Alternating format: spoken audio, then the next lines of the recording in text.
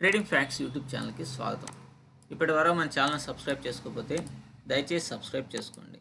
నేను చేసేటువంటి వీడియో కేవలం ఎడ్యుకేషనల్ పర్పస్గానే చేస్తున్నాను. నేను సెబీ రిజిస్టర్డ్ కాదు.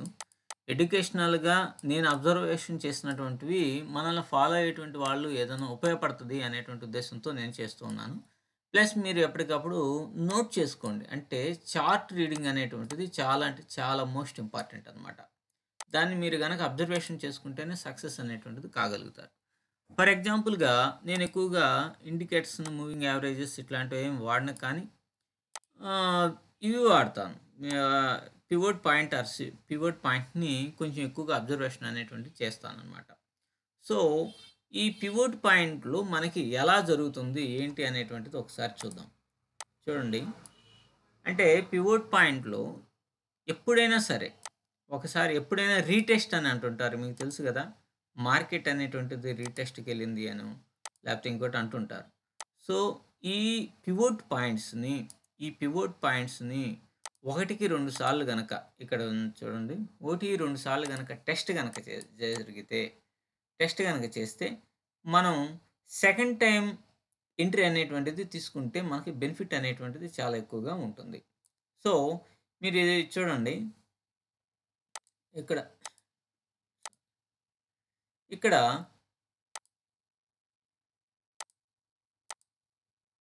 ఇది ఉన్నది గదా! ఇక్కడ ఒక రెడ్ క్యాండిల్ అనేటువంటిది పడింది. యాక్చువల్‌గా ఈ రెడ్ క్యాండిల్ కింద ఎంట్రీ అనేటువంటిది తీసుకుంటారు. నెక్స్ట్ స్వింగ్ ఈడ దాకా ఉన్నది కాబట్టి ఇక్కడ దాకా గాని టార్గెట్ అనేటువంటిది పెట్టుకుంటారు. కానీ ఇదేమైంది, మీరు ఎంట్రీ తీసుకున్న తర్వాత మరలా పైకి వెళ్ళింది. అంటే మీరేమవుతారు, పానిక్‌కి గురవుతారు. ఇట్లా వచ్చేసేసి మరలా పైకెళ్ళింది కాబట్టి మీరు కొంత అలజడికి గురయ్యి మీ లాస్ అనేటువంటిది ఎక్కువ అవటం ద్వారా పొజిషన్‌ని తీసేస్తారు. తీసేసిన తర్వాత ఏమవుతుంది, అది మళ్ళా కిందకి పడిపోతుంది. అవునా? సో, మనం జస్ట్ మీరు పెద్దగా పెద్ద ఇండికేటర్స్ బుర్రను బద్దలు కొట్టుకోవాల్సినంత అవసరం ఏం లేదు. మీరు చేయాల్సిందల్లా ఒకటే. ఓ పివోట్ పాయింట్‌ని ఇది పర్ఫెక్ట్‌గా వాడగలిగితే చాలనమాట. సో, ఇది మరలా రీటెస్ట్ అనేటువంటిది అయ్యింది. రీటెస్ట్ అయినప్పుడు ఏం చేస్తారు? రెండోసారి రెడ్ క్యాండిల్ పడినప్పుడు అసలు కొంచెం భయం లేకుండా ఉంటది. ఎంట్రీ తీసుకొని ఇక్కడ స్టాప్ లాస్ అనేటువంటిది పెట్టుకుంటారు. సో, టార్గెట్ అనేటువంటిది స్వింగ్‌ని బట్టి, ఇదిగో ఇక్కడ దాకా ఉన్నది కాబట్టి ఈడ దాకా టార్గెట్ అనేటువంటిది పెట్టుకుంటే మీకు దాదాపుగా 1:3 రేషియోలో టార్గెట్స్ అనేటువంటివి రీచ్ అయినాయి. కాబట్టి 1కి 2 సార్లు ఎప్పుడైనా సరే జరుగుతూ ఉన్నప్పుడు మనం ఎంట్రీస్ అనేటువంటివి తీసుకోవడం చాలా అంటే చాలా ముఖ్యం. ఇప్పుడు చూడండి. ఇక్కడ ఒకసారి జారిపోయింది. సో, ఇదెప్పుడుది? ఈరోజు ఉదయంది 9వ తేదీ. వన్స్ ఇక్కడి నుంచి రిజెక్షన్ అనే పివోట్ పాయింట్ నుంచి రిజెక్షన్ అయింది. మరలా రెండోసారి రిజెక్షన్ అనేటువంటిది అయినప్పుడు మీరు చూడండి. ఇక్కడ ఈ క్యాండిల్‌లో మనం తీసుకోం. అంటే నేను అబ్జర్వేషన్ చేసింది మాత్రమే చెప్తున్నాను. దీన్ని పక్కాగా మీరు ఫాలో అవ్వండి. లేపోతే లైవ్‌లో అయిపోయిన చార్ట్‌లని చెప్పడం కాదు అని మీరు అనుకోవద్దు. సో, ఈ క్యాండిల్ అనేటువంటిది మనకి బేరిష్ క్యాండిల్‌గా ఉపయోగపడుతుంది. సో, ఇది ఒకసారి వచ్చి, ఇట్లా వచ్చి, మళ్ళా ఇట్లా వస్తుంది గదా! సో, ఇది బేరిష్ క్యాండిలే గదా! బేరిష్ క్యాండిల్ కింద ఎంట్రీ తీసుకుంటాం. దాని అబోవ్ స్టాప్ లాస్ అనేటువంటిది పెడతాం. టార్గెట్ అనేటువంటిది వెళ్ళిపోయింది ఇక్కడ ఉన్నటువంటి స్వింగ్ దగ్గరికి. సో, మనం ఇక్కడ అట్లా 2 టైమ్స్ గనక ఎక్కడైనా సరే మనకు గనక హిట్ జరుగుతుంటే, మనం మంచిగా ఎంట్రీస్ అనేటువంటిది తీసుకోవచ్చనమాట. ఇంకా ఇది చూడండి. మీరు బాగా అబ్జర్వేషన్ చేయండి. ఇది పైకి వెళ్ళటానికి ప్రయత్నం అనేటువంటిది జరిగింది. కానీ ఇది ఆల్మోస్ట్ ఆల్ ఈ క్యాండిల్ కంటే బాడీనే ఎక్కువ ఉంది కాబట్టి దీన్ని మనం పరిగణించలేం. ఇక్కడ చూడండి, బాడీ కంటే ఎక్కువ ఉంది.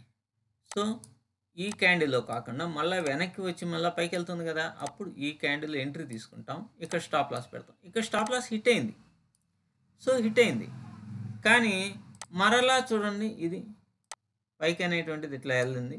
సో, ఇక్కడ ఎంట్రీ తీసుకుంటే ఇక్కడ స్టాప్ లాస్ అంటే మరలా రెండోసారి జరగాల్సిన అవసరం లేదు. ఒకసారి ప్రయత్నం చేసింది, ఫెయిల్ అయింది. రెండోసారి ప్రయత్నం చేసింది, ఫెయిల్ అయింది. మూడోసారి ప్రయత్నం చేసింది, సక్సెస్ అనేటువంటిది అయింది. మంచి ర్యాలీ అనేటువంటిది వచ్చింది. కానీ మనకి ఒక స్టాప్ లాస్ అన్ని రకాలుగా సక్సెస్ కాలేము. కనీసం 70% అన్నా సక్సెస్ అనేటువంటిది 75% సక్సెస్ కావడానికి అవకాశం ఉంది.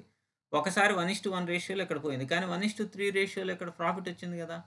కాబట్టి మనం సక్సెస్ అయినట్టే లెక్క.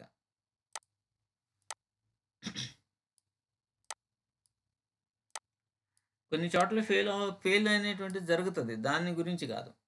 ఫెయిల్యూర్ లేకుండా స్టాక్ మార్కెట్ అనేటువంటిది ఉండదు. ఇక్కడ చూడండి.